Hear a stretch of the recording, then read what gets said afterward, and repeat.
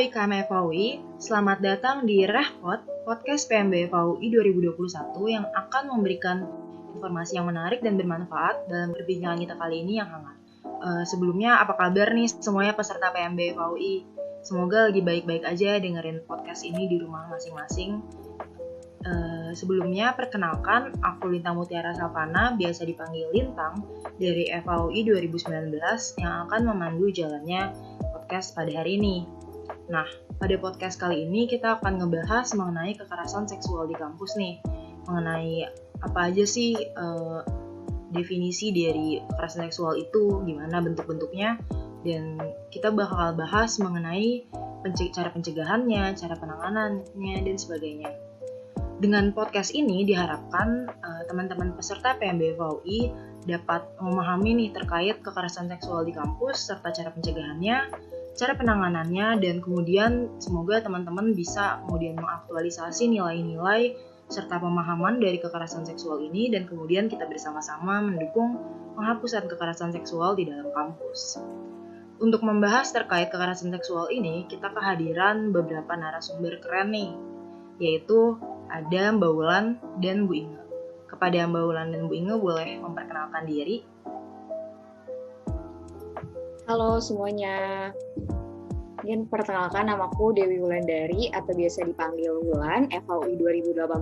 Tahun ini aku jadi Direktur Lokal Hotop Suki tahun 2021. Salam kenal semuanya. Halo, selamat siang teman-teman mahasiswa baru. Saya Inge dari bidang studi Hukum Masyarakat dan Pembangunan.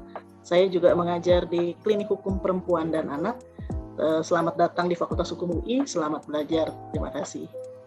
Halo Mbak Wulan dan Bu Inge, sebelumnya makasih banyak nih udah bersedia menjadi narasumber di podcast PMB FAUI. Kita langsung aja kali ya, kita ngebahas terkait kekerasan seksual. Mungkin kita bisa bahas dari hal-hal yang dasar dulu nih, terkait apa sih definisi dari kekerasan seksual itu sendiri. Mungkin bisa dijelaskan nih dari Ibu Inge. Oke, baik.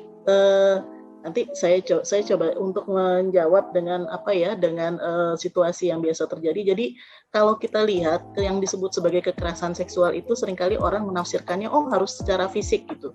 Tapi sebetulnya tidak sih ya. Jadi dapat saja terjadi itu secara kemudian melalui kata-kata, ucapan verbal, atau misalnya bisa juga melalui gambar gitu, atau ungkapan-ungkapan tertentu melalui bahasa. Nah, kekerasan seksual itu sendiri sebetulnya adalah suatu tindakan di mana seseorang atau sekelompok orang melakukannya terhadap orang lain, baik secara individu maupun kelompok gitu ya, dan kemudian bukan cenderung menyasar, tetapi justru menyasar kepada seksualitas dan tubuh dari korban, dari orang yang disasar itu.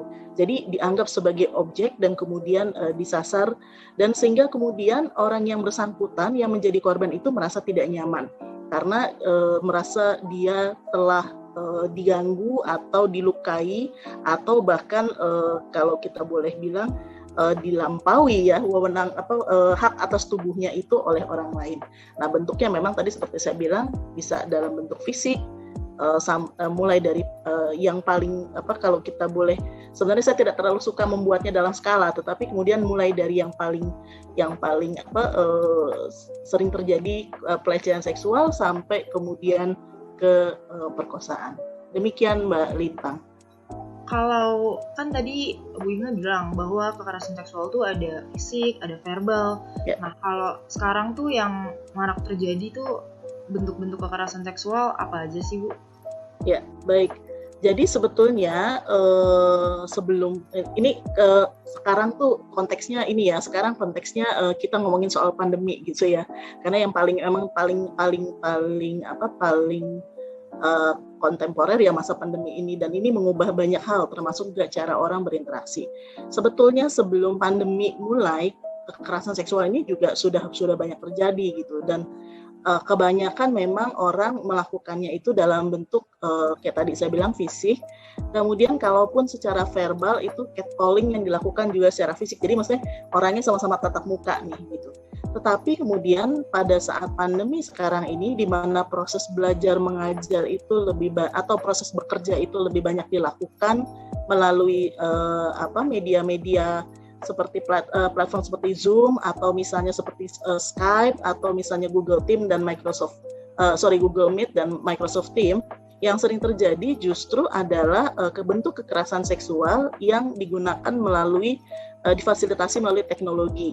Nah, contohnya misalnya pada beberapa kasus pengiriman gambar yang tidak senonoh, atau misalnya ucapan-ucapan yang disampaikan melalui ruang Zoom gitu ya, atau misalnya bisa saja terjadi bahwa ada pertukaran gambar orang yang kemudian diambil tanpa izin dia, yang dilakukan kemudian melalui media internet. Atau juga bisa terjadi yang disebut sebagai eksploitasi seksual tetapi dilakukan melalui ruang-ruang internet tersebut. Demikian Mbak Lintang. Berarti tadi dari bentuk-bentuknya itu ada kata kuncinya, yaitu nggak ada izin ya dari korbannya. Betul sekali. Kalau nggak ada izin kan berarti tidak ada persetujuan nih dari korban. Nah, apa aja sih yang menjadi kriteria dari persetujuan korban ini? Mungkin dari Mbak Wulan juga bisa jawab nih. Kalau persetujuan tuh paling gampang, kalian ingat aja tuh kentang atau fries. Nah, itu ada istilahnya kalau misalnya tanda memang seseorang ini memberikan consent kepada kamu gitu untuk melakukan tindakan tersebut. Yang pertama tuh freely given, dimana saat orang untuk ngasih consentnya atau persetujuannya itu nggak ada manipulasi, nggak ada, secara sadar lah dia ngasih persetujuan itu. Kalau oke, gue mau izin direkam, atau misalnya kayak istilahnya gampangnya kalau misalnya kalian tadi mau rekam Zoom, terus kayak izin rekam Zoom ya, dan gue ngasih consent gue, izin oke, boleh direkam, itu secara sadar tanpa adanya kayak gue dalam keadaan ngantuk ataupun obat-obatan tertentu. Terus yang kedua itu reversible atau bisa ditarik kembali. Misalnya consent gue cuma ngasih consent sebatas ngerekam Zoom, nggak sampai menit kesekian, nggak boleh sampai lewat situ. Sebenarnya gue bisa narik aja nih consent gue, kayak gue nggak mau ngasih consent gue lagi ya. Kalau udah, berarti itu tandanya persetujuan gue cukup sampai situ aja. Terus consent itu juga harus diberitahukan atau inform secara jelas gitu. Apa tindakan apa nih, tindakan apa yang mau lo lakuin ke gue, sejauh apa tindakan apa sejauh apa yang akan lo lakukan ke gue. Jangan sampai lo cuma ngasih tahu consent well informed cuma sampai sampai B, taunya tindakan yang lo lakukan sampai C atau sampai F, dan si orang yang memberitahu konsen tersebut merasa gue udah minta izin kok dengan tindakan yang gue akan lakukan, padahal belum. Terus selanjutnya itu antusias saat memberikan konsen, si orang ini memberikan secara antusias untuk tindakan-tindakan yang lainnya. Terus kemudian ada spesifik tindakan apa sih yang bakal lo lakuin ke gue, atau misalnya kayak tadi sebatas record Zoom meeting, berarti emang spesifik cuma untuk record Zoom meeting, nggak melakukan tindakan lain itu. Jadi kayak penting banget ingat aja fries, kentang goreng. Oke, berarti tadi jangan lupa fries. Nah, persetujuan ini kan berarti harus terpenuhi unsur-unsur dari fries tadi itu, karena kalau enggak berarti itu termasuk ke dalam kekerasan seksual. Nah, kalau misalkan sampai ini enggak dipenuhi nih unsur-unsur ini, sehingga persetujuan korban tuh enggak dipenuhi, bahwa enggak ada persetujuan, apa sih dampaknya bagi korban yang mengalami tindakan seksual atau kekerasan seksual itu? Dampak bagi korban kekerasan seksual kalau misalnya akhirnya fries itu nggak dapat, sebenarnya tuh macam-macam ya. Lo nggak bisa untuk langsung ngetemplatein satu orang bakal punya dampak yang sama. Bisa aja kayak saat KS atau kekerasan seksual itu terjadi ke gue ngerasa gue bisa ngelawan, gue bisa ngelakuin apapun itu, atau misalnya bisa juga ternyata pas KS itu kena ke gue malah diem. Kalau zaman sekarang tuh terkenal dengan namanya istilah tonic immobility gitu. Jadi pas KS itu kena ke gue ngerasa ini mungkin gara-gara gue kali yang salah ya, atau menyalahkan diri sendiri dulu. Terus kayak balik lagi ke 5 tahap kalau lo misalnya KS itu kena sama lo, pertama lo mungkin denial dulu, ini kayaknya salah gue deh, terus kayak burdening dan lainnya. Kayak jadi menurut gue dampak setiap orang yang kena KS atau yang mengalami kekerasan seksual itu beda-beda. Mungkin bisa ditambahin sama Bu Inga. Baik, sebenarnya udah direkap sama Mbak Wulan sih dengan oke banget. Tapi begini kira-kira teman-teman, mungkin kalau boleh digambarkan ya dari sepanjang pengalaman kita menemani kawan-kawan yang mengalami KS itu, boleh dibilang beragam sih ya sebetulnya dampaknya, mulai dari dampak yang nggak kelihatan gitu, yang terjadi di dalam kayak emosional, psikologis gitu, sampai terus kemudian keluar dalam bentuk misalnya gangguan-gangguan kesehatan. Bahkan kalau pada beberapa kasus gitu itu justru juga mengganggu proses belajar mengajar. Jadi bisa terjadi bahwa misalnya korban tidak mau lagi kemudian hadir kuliah karena pelakunya misalnya ternyata sekelas bareng gitu, atau bahkan setiap kali korban datang ke kampus kemudian dia merasa kena serangan panik dan sebagainya. Jadi ini mungkin akan lebih tepat dijelaskan kalau sama kolega saya yang psikolog gitu. Nah, tetapi yang saya mau bilang adalah prinsipnya dampak dari KS ini yang perlu di-underline, perlu digarisbawahi adalah menimbulkan perasaan tidak nyaman pada diri korban dan kemudian mengganggu proses kehidupan korban sehari-hari. Itu sih Mbak Lintang. Saya mungkin mau masuk juga Bu Inga, side effect dari KS ini mungkin orang rasa harus kelihatan gitu, baru emang ini efek ke korban, kayak ada luka lah. Kalau misalnya itu dampaknya psikologis atau misalnya long term yang baru ketahuan beberapa tahun kemudian setelah dia tumbuh dewasa, dianggapnya itu bukan dampak dari KS-nya yang kemarin itu terjadi, nggak ada kausalitas lah atau apapun. Jadi penting banget untuk punya perspektif kalau misalnya dampak psikologis itu bisa terjadi juga walaupun nggak kelihatan, dan ada long term effect yang bisa bikin korban tadi Bu Inge bilang nggak nyaman, dan untuk ngejalanin hidupnya nggak bisa kayak sebelum KS itu terjadi. Oke, mungkin dari Bu Inge ada mau nambah lagi nih? Iya, sama ini sih Mbak, mungkin untuk soal dampak ini juga dampaknya bukan cuma untuk individu si korban, tapi juga keluarga itu juga akan dirugikan sih gitu. Kalau saya sih bilangnya bukan soal keluarga kemudian menjadi malu gitu, tetapi bahwa anggota keluarganya itu akan harus kemudian memperoleh penanganan khusus. Kalau keluarga ini kemudian secara ekonomi dia mampu untuk misalnya bawa konseling dan sebagainya, itu mungkin akan lebih di satu sisi akan lebih membantu. Tapi kan problemnya nggak semua korban kemudian punya support cukup dari keluarga atau punya support finansial yang cukup untuk konseling. Karena ini mau nggak mau korban itu memang harus konseling gitu, menjalani konseling itu. Terima kasih Mbak Lintang, silakan. Oke, berarti kita dapat nih gambarannya bahwa ternyata dari satu tindakan yang dilakukan tanpa adanya persetujuan korban, itu dampaknya bisa kemana-mana banget, dari psikologis, sosial, kehidupan sehari-hari, fisik, bahkan ke keluarganya juga bisa berdampak. Maka kita harus hati-hati banget kalau misalkan ngelakuin tindakan seksual. Itu penting banget mengetahui bahwa kedua belah pihak atau pihak yang terlibat itu benar-benar setuju untuk melakukan tindakan tersebut.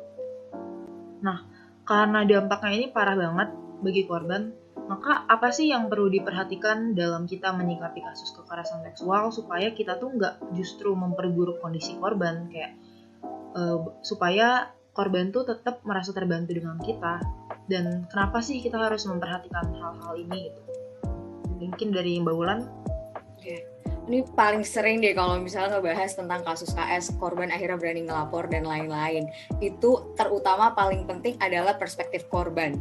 Dan ya perspektif korban itu apa sih? Kita saat kita melakukan tindakan apapun, step selanjutnya dalam penanganan dan pendampingan KS, penting banget kita melihat dari kacamata korban. Apa sih yang sebenarnya korban mau? Jangan kita jadi kayak superpower syndrome yang kesana kayak kita tahu segalanya tentang keinginan korban, padahal kita sebenarnya nggak tahu apakah korban sebenarnya pengen pendampingan hukum atau ternyata korban sebenarnya pengen pendampingan psikologis dan lainnya. Penting banget kita untuk saat korban nih ngelapor, pertama yang paling penting perspektif korban yang bisa di-apply itu kita percaya dengan apa yang diceritakan korban. Percaya 100% aja apa yang diceritain korban. Korban saat dia akhirnya berani untuk ngelapor, udah ngelewatin yang tadi aku bilang 5 tahapan grief, hingga akhirnya dia berani untuk melapor ke kamu. Itu tuh harus diapresiasi lah tindakan tersebut, keberanian tersebut akhirnya untuk cerita ke kamu.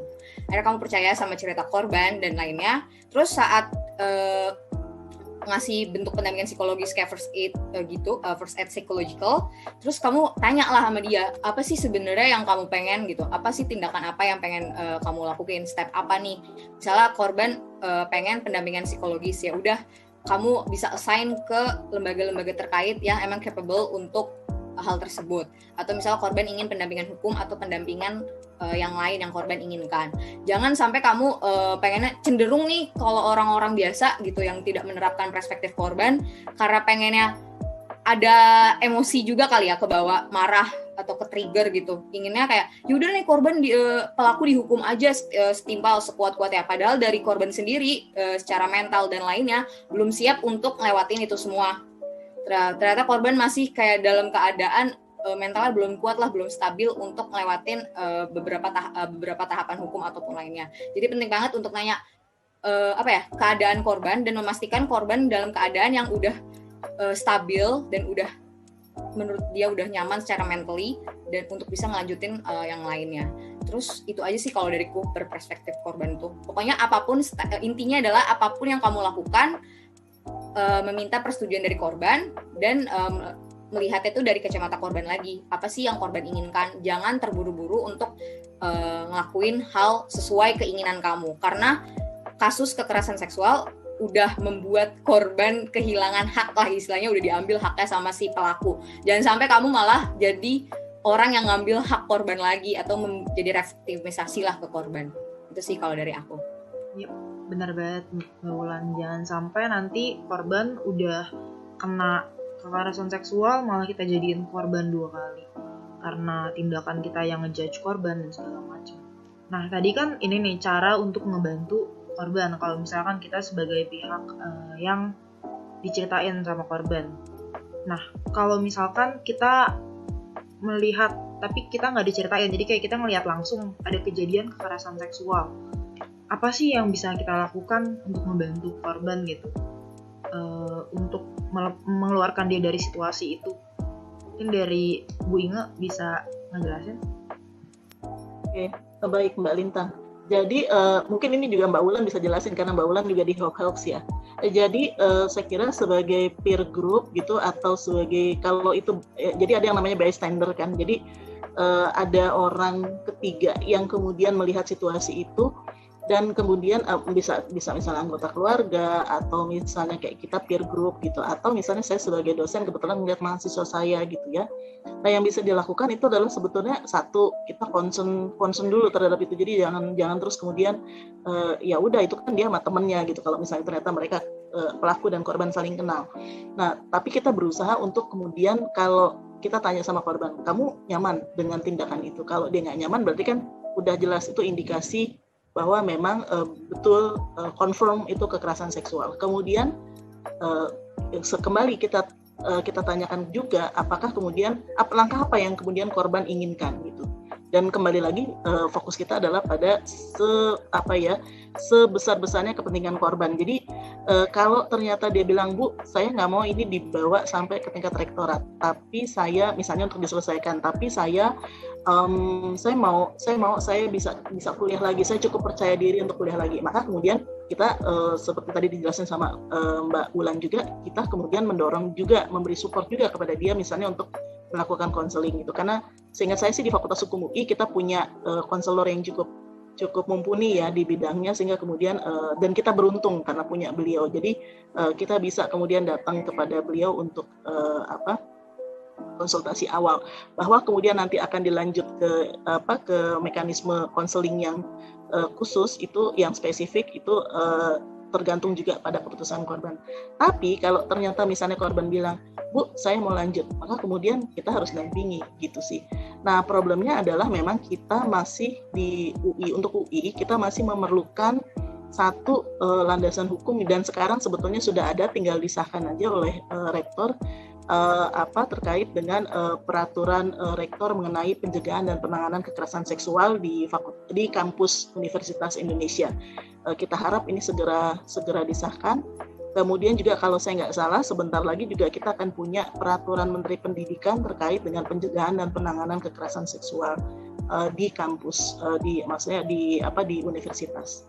Demikian Mbak Lintang, terima kasih. Oke, mungkin dari Mbak Ulan ada yang ingin ditambahkan nih terkait cara kita ngebantu korban ketika kita melihat kejadian.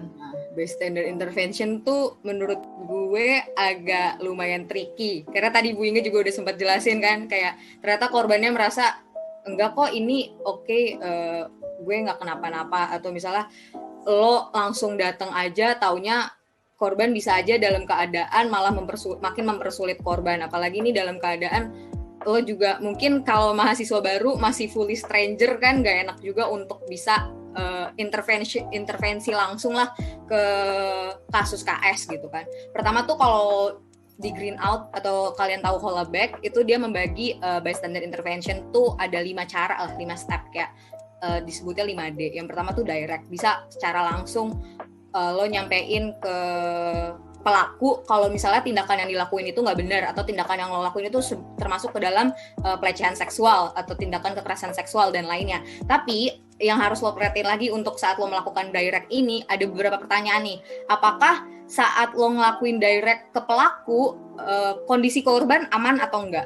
Kalau misalnya ternyata lo ngelakuin direct, korban dalam ancaman, misalnya dia dibawain di samping ada pisau lah, atau misalnya punya power ataupun lain, kayak lo harus kayak atur strategi juga kan, apakah kondisi korban dalam keadaan aman dan kondisi lo berada dalam keadaan aman, jangan sampai dua-duanya malah jadi korban gitu kan. Lo harus memperhatikan itu. Terus kayak apakah situasinya itu kalau misalnya lo direct bisa jauh lebih buruk atau enggak. Terus apalagi kalau misalnya ternyata pelaku ini punya beberapa having more power lah than you. Jadi kayak ada beberapa pertanyaan sebelum ngelakuin direct ini. Jadi harus hati-hati banget untuk ngelakuin direct ini. Terus bisa lagi lo ngelakuin namanya distraksi. Kayak lo pura-pura nggak tahu aja nih kalau misalnya ada tindakan KS, tapi lo tahu sebenarnya itu tindakan KS. Lo bilang aja, lo pura-pura kayak permisi, boleh nanya jalan kah atau apa, atau misalnya kayak kalau misalnya nih maba ketemunya lewat Zoom atau meeting ataupun yang lain, bisa nanya tugas kah lewat chat dan lainnya. Pokoknya ngebuat distraksi sehingga si pelaku ini nggak jadi untuk ngelakuin KS, atau misalnya akhirnya pelaku itu pergilah dari si korban dan akhirnya korbannya aman. Terus yang ketiga itu delegate atau delegasi. Kalian misalnya kalau misalnya ini dalam keadaan offline ya, ngelihat KS, terus ada orang yang mungkin lebih punya power yang lebih kuat dibanding kalian berdua, antara korban dan kamu sendiri, itu kamu bisa tanya, minta tolong lah satpam, atau Pak ini ada kasus KS atau ada tindakan yang nggak bener nih, boleh dipisahin nggak atau enggak. Kayak misalnya gue pernah kejadian dan gue pernah melakukan bystander ini di KRL. Itu kan paling sering ya kalau lo lagi rame terus lo ngelihat ada pelecehan seksual fisik gitu, entah cewek dipegang sama seseorang, itu kan bisa aja minta tolong sama satpamnya. Alhamdulillah satpam KRL lumayan woke tentang KS, jadi kayak dipisahin dan usir si pelakunya ini. Terus kalian juga bisa ngelakuin delay, itu tuh ditunda tuh maksudnya kadang-kadang KS yang dilakuin itu cepat gitu, kayak dipegang atau gue diremes gitu, atau di apapun lah itulah, dipegang atau di bagian tubuhnya itu cepat aja berlalu gitu kan. Kayak lo nggak bisa untuk direct duluan, lo nggak bisa ngelakuin apapun juga, bisa ditunda, lo nunda dulu, lo lihat kondisinya, terus lo baru nyamperin korban dan akhirnya lo tanya apa sih yang dibutuhin sama korban. Mbak, kamu nggak apa-apa, Mas kamu oke, apa yang perlu gue lakuin nih untuk bisa buat lo lebih tenang dan lainnya. Sama yang terakhir itu dokumentasi, tapi balik lagi dokumentasi ini lo moto itu buat kepentingan korban, jangan lo moto lo sebar kemana-mana. Itu mah namanya lo juga melakukan tindakan KS atau KBGO, bisa juga kan, kayak non-consensual documents terus lo sebar kemana-mana. Kayak lo tanya lo, Mbak aku tadi ngeliat Mbak diperlakukan tidak benar oleh seseorang KS, terus aku ada dokumentasinya nih, apakah Mbak perlu untuk ini bukti dan lainnya gitu kan. Terus kalau misalnya emang korban ternyata enggak, gue nggak mau dilanjutin atau tolong dihapus, ya udah lo hapus. Jadi kayak kembali lagi, kasus KS adalah kasus korban, kasus milik korban, dan semuanya itu harus berdasarkan persetujuan dari korban. Itu aja sih tambahan dari aku. Oke, keren banget nih. Berarti tadi cara kita ngebantu korban adalah kita melakukan bystander intervention, tapi setiap aspek dari bystander intervention ini tetap memperhatikan perspektif korban. Maka dari itu teman-teman harus memperhatikan banget bahwa perspektif korban ini adalah suatu aspek yang penting dalam kita menyikapi kejadian kekerasan seksual apapun. Nah, tadi kan cara orang lain membantu korban. Kalau misalkan dari korbannya sendiri, kalau dia mengalami kekerasan seksual, apa sih yang bisa dilakukan oleh korban kekerasan seksual untuk mendapatkan bantuan? Dari Mbak Wulan mungkin mau jawab? Kalau dari aku, misalnya korban udah secara sadar kalau misalnya yang terjadi kepadanya itu adalah KS, atau misalnya dia udah ngelewatin 5 step of grief yang tadi aku udah sebutin. Sebenarnya ada banyak lumayan ruang aman, kayak kalau bisa ada beberapa ruang aman gitu di platform digital dan lainnya. Kalau misal di UI sendiri bisa langsung kayak laporan ke Hopaps aja untuk mencari ruang aman, hingga akhirnya bisa didiskusikan lebih lanjut tindakan apa sih yang diinginkan korban. Jadi kan udah ada step-step ya. Baik banget untuk cari ruang aman bagi korban biar dia bisa cerita tanpa dijudge ceritanya dan aman gitu. Terus kedua mungkin bisa untuk cari pendampingan psikologis kalau menurutku, karena pendampingan psikologis paling menurutku ya itu paling prioritas, karena kita nggak tahu gitu apa yang terjadi di dalam diri korban gitu kan, nggak kelihatan gitu, mungkin merasa udah oke, nggak kenapa-napa, taunya sebenarnya dalam proses denial dan lainnya. Kalau dari aku sih itu aja. Mungkin Bu Inga ada tambahan? Ya, tadi benar tuh Mbak Wulan. Jadi sebenarnya sih kalau di UI ya kita agak lumayan, meskipun kita masih suka ini kapan ya kita punya satu crisis center yang memang dia penanganannya untuk medis, untuk psikologis, sama untuk bantuan hukumnya juga. Nah, tapi so far kita punya 2 jalur. Jalur yang pertama bisa lewat Hope Helps itu. Tapi sayangnya itu untuk mahasiswa aja ya Mbak Wulan ya. Sedangkan kalau untuk umum sebetulnya di UI itu ada mekanisme yang namanya satu mekanisme khusus gitu. Nah, tapi sekarang dengan adanya namanya Sipduga. Nah, tapi itu diperlakukan umum pengaduan kita. Jadi dari mulai kita salah mismanagement, terus kemudian plagiarisme, itu dicampur jadi satu pengaduannya. Nah, sedangkan kalau teman-teman ke Hope Helps itu memang penanganannya khusus untuk kasus kekerasan seksual. Nah, saat ini sih memang kita lagi berusaha untuk ada mekanisme pengaduan satu pintu untuk kasus-kasus kekerasan seksual yang terjadi di kampus. Karena kan kita tahu ya kalau proses penanganan ini kan jangan sampai korban kemudian harus cerita berkali-kali, karena itu berarti kan membuka lukanya lagi gitu. Nah, itu kita lagi usahakan supaya terbentuk crisis center tersebut. Nah, untuk pengaduan sebetulnya yang pertama harus dipersiapkan adalah satu, korban diperkuat dulu. Gimana caranya memperkuat korban? Jadi entah itu bystander, entah itu pendamping biasanya, terus kemudian kasih support ke korban nih. Ayo, lu harus bangkit, lu harus bisa gitu ya. Tapi tentu bukan yang toxic positivism ya. Jadi jangan terus kemudian itu nggak ada apa-apa. Enggak, itu ada apa-apa gitu. Tapi sekarang gimana caranya untuk healing dulu. Nah, kalau korban udah cukup kuat, maka kemudian kita bisa minta korban untuk menyusun kronologi. Jangan lupa kronologi itu juga harus dilengkapi dengan bukti-bukti. Jadi kalau misalnya yang terjadi itu adalah kekerasan berbasis online, kekerasan gender berbasis online. Nah, jadi teman-teman silakan kemudian mengumpulkan bukti-buktinya. Entah itu misalnya screenshot dari gambar tidak senonoh yang dikirim, atau misalnya ketika Zoom terus teman-teman ngelihat di komentar, bisa aja kan terus kemudian dosennya bilang bahwa ini kejadian nih beneran ya, tapi bukan di UI. Itu yang silakan mahasiswa yang cantik-cantik yang buka kamera aja gitu. Nah, itu kan sebenarnya udah mulai ada mengarahkan. Nah, mungkin akan bagus tuh kalau ada mekanisme di fakultas untuk setiap kuliah itu harus direkam gitu kan. Kita kalau di fakultas hukum kan PJJ, jadi itu direkam. Nah, tapi kalau ternyata memang tidak direkam kuliah itu, nah, teman-teman bisa melakukan screenshot, atau misalnya saya ngajarinnya enggak nih ya, screenshot, atau minta izin untuk setiap sesi perkuliahan itu kalau boleh direkam gitu. Nah, bukan apa-apa, ini buat kita dosen juga ini buat kalau saya sih sebagai dosen, saya akan merasa lebih tenang kalau itu direkam. Kenapa? Jadi semua proses yang terjadi itu kita ada buktinya gitu. Nah, tetapi teman-teman hati-hati juga. Oke, kita nyusun kronologi, oke, kemudian kita ada bukti-bukti dalam bentuk screenshot, rekaman dan sebagainya, tapi tetap kita harus hati-hati dengan jeratnya Undang-Undang ITE.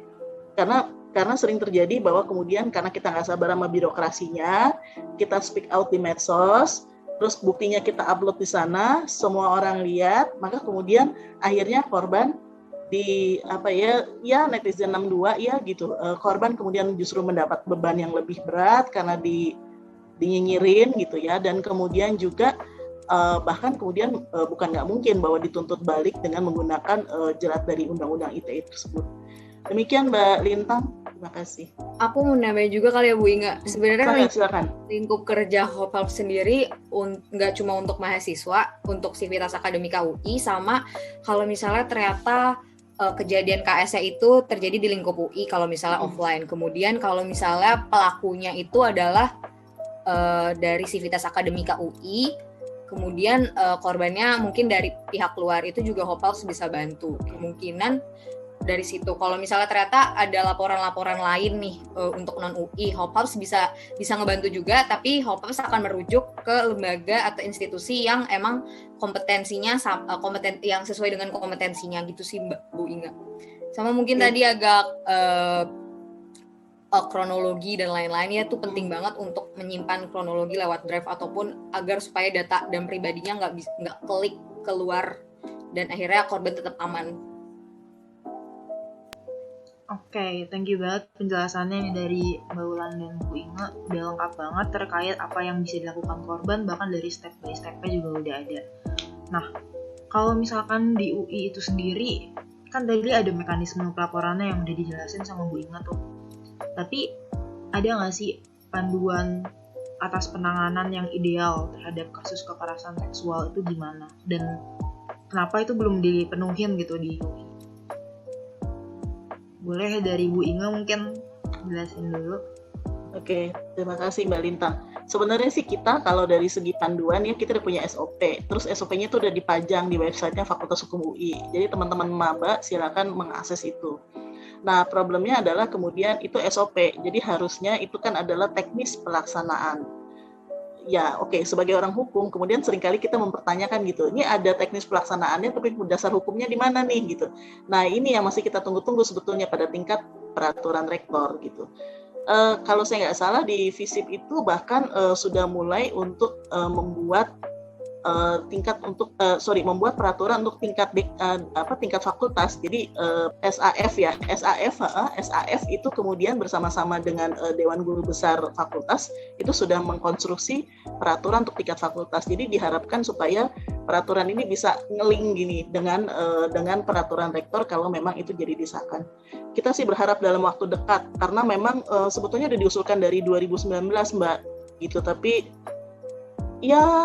oke, saya nggak berani komentar deh karena memang situasinya terhalang pandemi kemarin, terus juga ada beberapa pergantian pejabat dan kita harapkan tahun ini sih udah bisa goal. Terima kasih.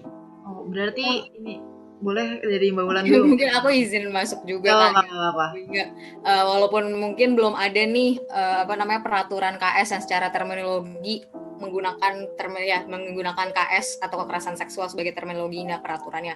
Tapi udah ada sebuah peraturan. Sebenarnya ini juga nggak bisa disebut sebagai peraturan KS karena tadi lingkupnya general kan, kayak TAP MWA nomor 4 tahun 2008 itu ngebahas yang ngatur tentang kode etik, tapi terminologinya masih tentang pelecehan seksual dan tindakan asusila, dan itu masih problematik juga kan, apakah tindakan asusila yang dianggap gak benar oleh yang dianggap tidak benar atau yang dianggap tidak benar oleh norma asusila masyarakat. Terus habis gitu itu masih terminologinya masih ngaco deh, tapi sampai sekarang HOPHALP dalam melakukan pendampingan masih menggunakan dasar hukum tersebut. Terus untuk tata cara tata cara penyelesaiannya juga pakai peraturan rektor nomor 14 tahun 2019. Itu ada kode etiknya melalui misalnya mekanisme Sipduga atau Dewan Guru Besar. Oke, berarti meskipun kita udah ada nih tadi yang disebut sama Mbak Wulan bahwa kita ada dasar hukumnya, tapi masih ada panduan yang ideal gitu dari SOP yang tadi dijelasin sama Bu Inge, bahwa teknis pelaksanaan kasus kekerasan seksual secara khusus itu masih belum difasilitasi di UI, sehingga masih ada hal-hal yang kurang diperhatikan.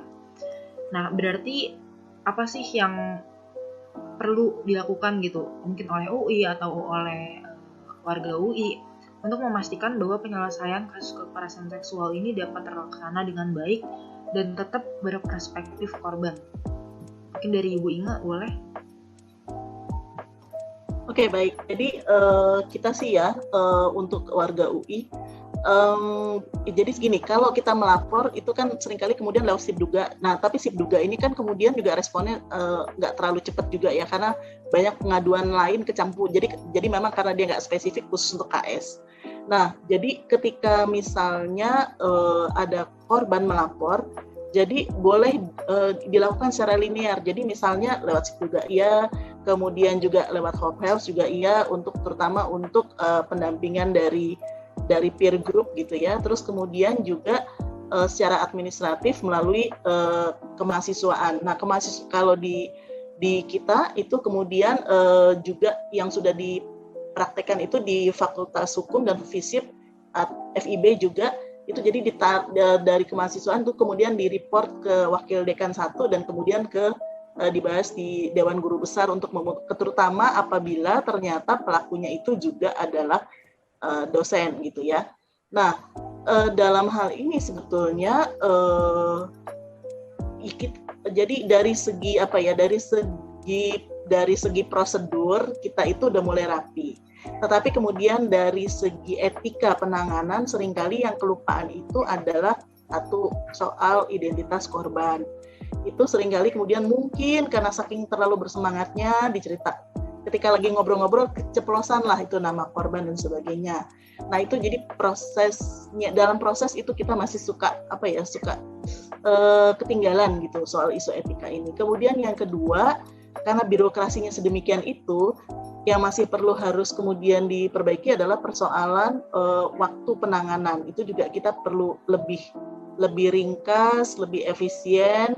Kemudian juga cara pengambilan keterangan dari korban. Jadi kalau bisa, kan kita selama ini suka ngeritik ya, prosedur di KUHAP itu kan melindungi pelaku, tetapi kemudian korban harus cerita berkali-kali di kepolisian, di kejaksaan, di kehakiman. Nah, sebetulnya berangkat dari pengalaman itu, mestinya di kampus kita juga punya satu mekanisme yang jauh lebih menguntungkan untuk korban gitu. Jadi dia cerita satu kali, nah itulah yang kemudian makanya tadi ada soal kita harus bikin kronologi ya. Jadi itulah bahan-bahan itu, berkas-berkas itulah yang kemudian bergeser gitu ya tingkatnya, dari mulai yang dari ketika dilaporkan di level yang pertama kali sampai terus kemudian ketika itu sudah masuk ke kalau menurut peraturan rektor itu masuk ke gugus tugas khusus gitu. Jadi nanti ada gugus tugas khusus Mbak, bukan lagi ditangani di tingkat Dewan Guru Besar, tapi memang ada gugus tugas khusus yang akan menangani kasus-kasus itu. Demikian Mbak Lintang, terima kasih. Oke, thank you banget penjelasannya Bu Inge. Dari Mbak Wulan mungkin masih ada yang ingin ditambahkan? Dari Bu Inge sebenarnya udah lengkap semua, tapi mungkin ada dua nih yang karena misalnya peraturan legislasinya juga mungkin masih lama untuk bisa disahkan dan lainnya gitu. Kita sebagai masyarakat sendiri bisa menciptakan ruang yang aman, sportif bagi korban KS sehingga nggak akan, misalnya seandainya amit-amit kekerasan seksual itu terjadi, tapi korban ini bisa mendapatkan ruang yang aman dari masyarakat itu sendiri. Jangan sampai misalnya udah jadi korban tapi nggak ada nih ruang aman bagi korban untuk bisa cerita, untuk bisa dapat pendampingan psikologis, terus dia nggak well informed tentang apa yang harus dilakuin, step-step apa aja. Makanya akhirnya Howaps itu hadir untuk kita tahu lah semuanya. Kenapa kayak misalnya bentuk pendampingan misalnya ternyata bisa masuk ke ranah pendampingan administrasi atau misalnya kode etik dan lain-lain. Tapi karena emang korban yang nggak well informed, akhirnya korban nggak melakukan step itu ataupun yang lainnya. Jadi penting banget kita sebagai masyarakat lah yang nggak bisa punya power untuk bisa membuat produk legislasi dari peraturan kampus, tapi bisa menciptakan ruang yang aman bagi korban. Oke, poin penting banget itu. Oke, berarti dari keseluruhan, kenapa Bu Inge masih ada yang ingin ditambahkan? Aku nambah tadi Mbak Wil, kami juga beberapa kali bersama dengan Hope Helps bersinergi untuk penanganan kasus-kasus itu ya. Misalnya ketika memang korban itu korban tidak bisa hadir di dalam persidangan gitu. Nah, kemudian persidangan ini maksudnya di sidang-sidang P2T2 ya. Jadi kemudian diwakili oleh teman-teman dari Hope Helps sebagai pendamping, atau misalnya ketika harus mengumpulkan bukti yang cukup gitu. Nah, kita juga komunikasi dengan teman-teman dari Hope Helps.